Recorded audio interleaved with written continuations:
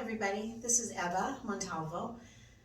My company is Nourish Yoga and Wellness, and I like to teach chair yoga, but I'm going to focus a little bit on stability in our joints and our core of our body. And I want to talk about the difference between that and some stretching, which most people think about yoga as stretching. Both are necessary, but very different purposes to them. So for example, if we take the pose called chair pose, and I'll demonstrate briefly and then I'll show you how to move through it. The seated version, the spine is long, you reach out. We're using our core muscles, we're using back muscles, maybe even our hips to engage here to stay strong in this pose. Versus stretching is maybe just keeping your hands on your thighs and letting yourself come forward into a nice lower back stretch. All right, so let me do a little quick warm up. So if you'd like to join in, we're just going to take some big circles, keeping the hands on the thighs to warm up the spine. And then reverse that direction of the circle. And then we'll give the right leg a nice hug, a nice squeeze, point and flex the toes, and then rotate the ankle.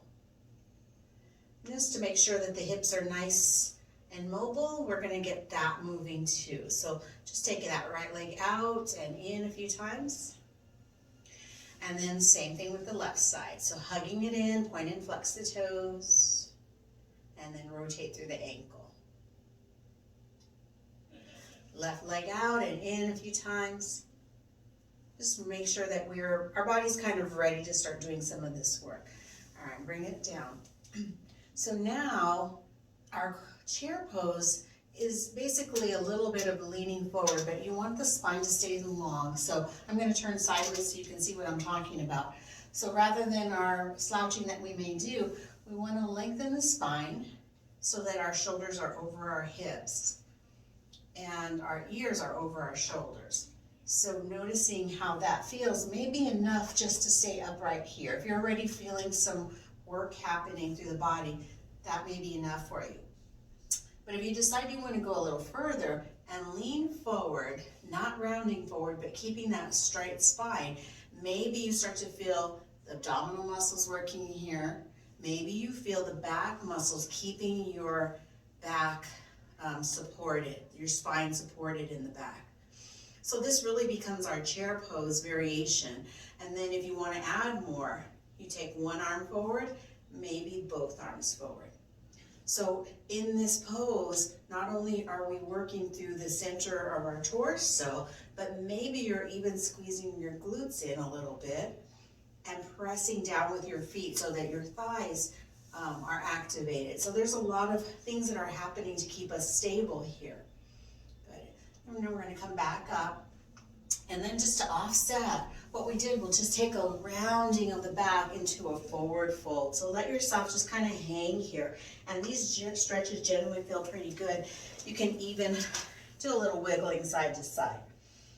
So I like to balance those stronger poses with some more ease. Slowly roll back up.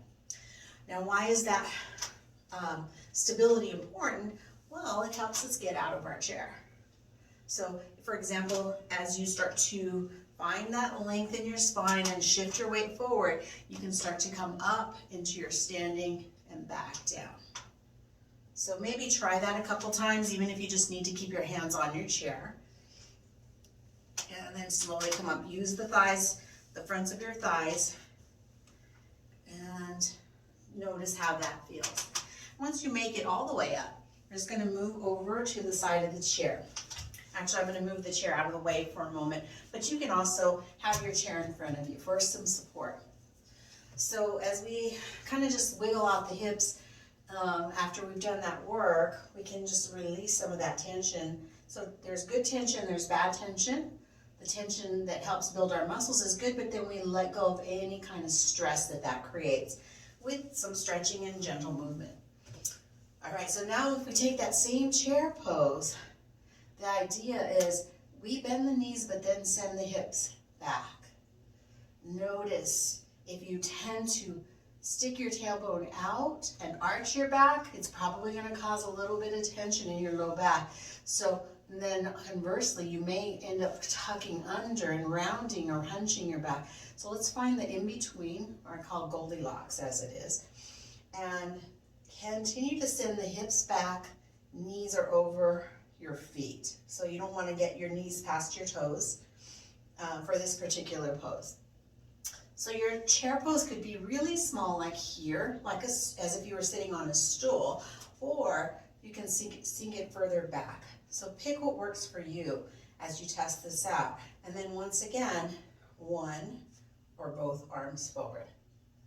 So as you find the standing version of chair pose, maybe you feel it even a little more in your quadriceps, the fronts of your thighs, but your glutes are still working, your belly's still working, and so are your back muscles. And maybe you even bring your arms up a little higher. Good, good. And then as you're ready, let's come up to our standing pose, release. And a nice big stretch for that is to take your feet, walk it back, bend your knees, and stretch out. We call this downward facing dog, but in a chair, using the chair. Wiggling out the hips if that feels good for you.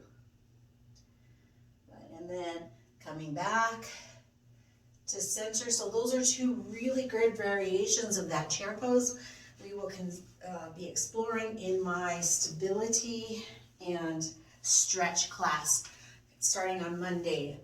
Mondays at 10:45 a.m. Eastern Standard Time. Oh, and last little nice stretch that could feel good is to round the shoulders, tuck the chin, tuck the tailbone under as if we were a cat, and then inhale, shoulders down and back, gently looking up. So just kind of coming through that just to soften the effort that we just did and enjoy the release. Good. So if that makes sense to you, I hope that it helps, and if not, feel free to shoot me an email or contact me and let me know if you have any questions. Namaste. Thanks.